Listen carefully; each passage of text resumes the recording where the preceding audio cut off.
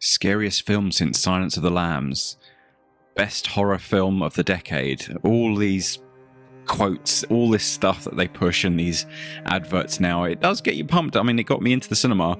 Longlegs is a 2024 horror thriller directed by Osgood Perkins, starring Nicolas Cage and Micah Monroe. The film follows FBI agent Harker as she is assigned to a complex case involving an elusive serial killer named Longlegs. As Harker delves deeper, she uncovers chilling evidence of occult practices and realizes she has a personal connection to the killer.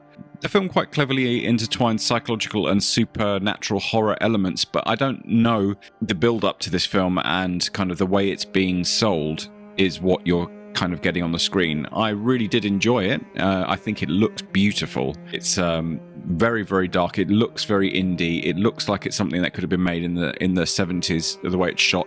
And they seem to use natural lighting in most of the scenes that you see, especially the outdoor stuff. Nothing seems overly lit, which is really refreshing to see in a Hollywood movie, even from a small budget studio like A24 and Neon.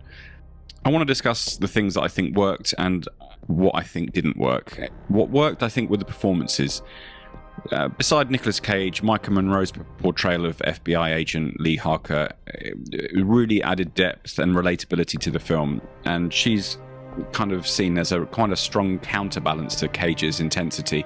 I mean, she looks very kind of shocked and bemused and scared, and she's an interesting character because she's, even in her interactions with other people in the film, she is quite detached and not a normal.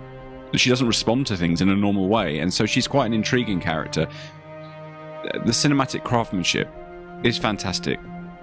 The sound design is really eerie and unsettling, and the technical aspects, like with lighting and camera work, as mentioned before, really contributed to this. It's really got a brilliant horror feel to it, this foreboding and menacing. That's absolutely excellent, and the storytelling, I think, is good.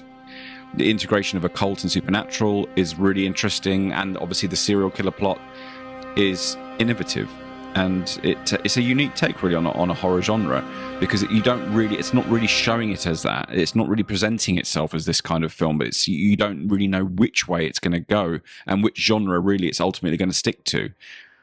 And the pacing, I think, is excellent, and I think that's what keeps the audience. When I was in the cinema, really kept the audience engaged. People were really paying attention. And there's a steady build-up of suspense that leads to, some very interesting things towards the end. So what didn't I like? I think the plot's convoluted. Okay, I think it was overly complicated. There's a lot of elements that were really vying for attention, and I think this complexity sometimes made it hard to follow, and it kind of detracted from the overall narrative of coherence of the movie. The tone is a bit uneven. It's attempting to juggle, in its plus side, its good part of it was trying to do a lot, but in the downside is the tone was uneven. It didn't really pick a genre. There were subgenres, so psychological, supernatural, and crime, and it leads to unevenness, and you didn't know which one it wanted to pick. Was it a serial killer movie? Was it a horror movie? Was it an occult movie? It was trying to do too many things.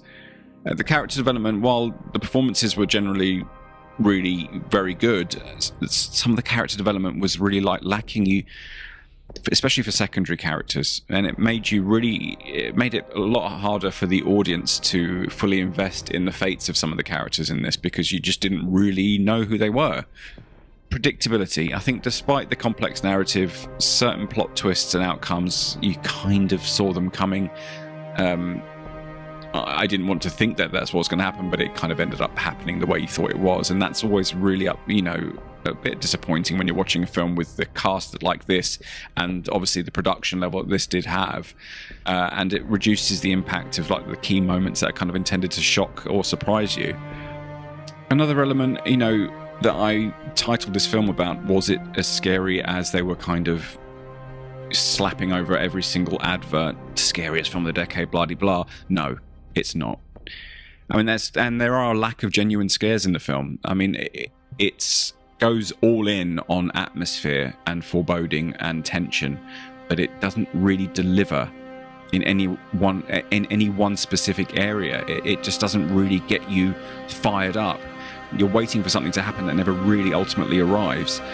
The reliance on style over substance ultimately has probably contributed to this. So what did I think ultimately? In summary, the scare factor isn't really there. It's very beautiful to watch, and if you're a horror fan, I do think you'll enjoy it. It's not even in the same league as things like Silence of the Lambs and things that it's been compared to. It's not even in the same sport. And it's going to be frightening for some people, but for the majority, I think, who are hardcore seasoned horror fans, I don't think it's going to do that. The predictability, uneven tone, and overstuffed plot, unfortunately, I think have contributed to this. But give it a go. I think it's definitely worth a watch for Nicolas Cage's performance alone, because you're not really used to seeing him in this kind of role. So I'd say give it a watch, and I'd love to know what your thoughts are on this movie. Leave a comment down below and like and subscribe if you like this kind of content. And I'll see you in the next one.